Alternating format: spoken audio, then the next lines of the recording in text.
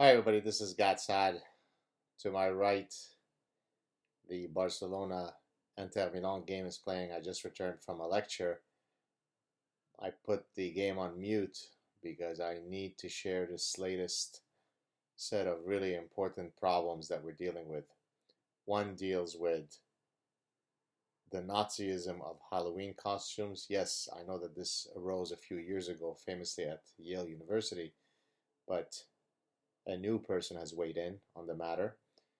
And also, I want to talk about the politics, the colonialism of bone broth. Yes, you heard it. Bone broth. So, first, let's begin with Kirsten Powers.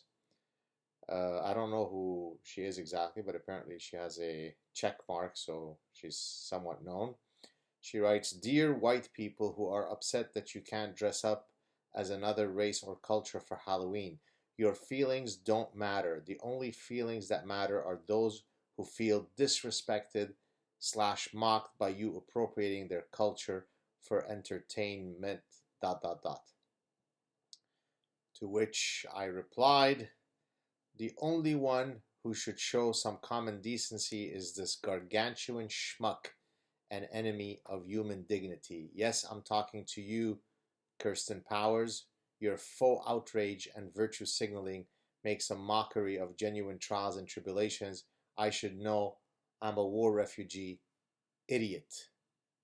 Oh, Barcelona just scored. Okay. Then I continued writing to her, this naturally lobotomized racist Kirsten Powers thinks that only white people could commit the capital crime of Halloween costume appropriation. What if a black person dresses up as Senator Warren, a native Indian? Would she get a pass because of their skin hue? Of course, the reality is that Senator Warren is the model of cultural appropriation, and that she genuinely appropriated another culture as her own, pretended that she was of another culture so that she can benefit from it. Yet this idiot, Kirsten Powers, this white woman who is self-flagellating for the original sin of being white so that she has to show her virtue by attacking other white people for wearing Halloween costumes. This is not satire. This is what a grown adult thinks is worthy of weighing in on.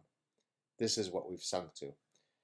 And then secondly, I'd like to talk about, this is an article that came out of in Vice magazine. This chef wants to reclaim bone broth. Mitali Rawat, a queer person of color, wants to reclaim colonialist attempts to, be imperial with her bone broth.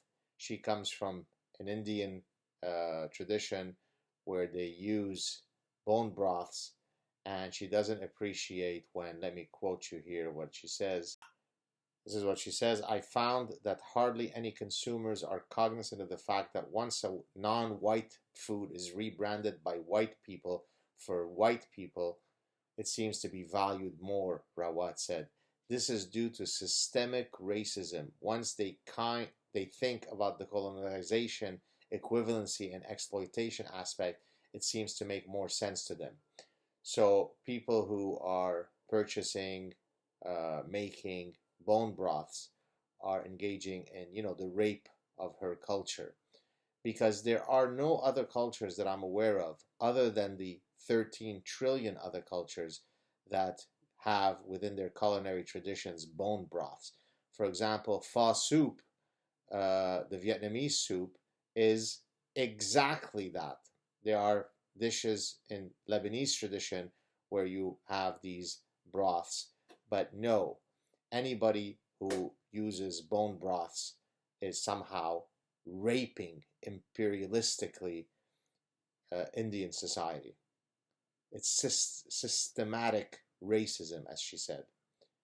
This is another functioning person, supposedly with a functioning brain, who has the same vote as you in a democracy. She views it as worthy of her time to construct the narrative around her business around her making bone broth, around, the rape of her culture. I am a victim, therefore I am. The currency of self definition. Have a good day, everybody.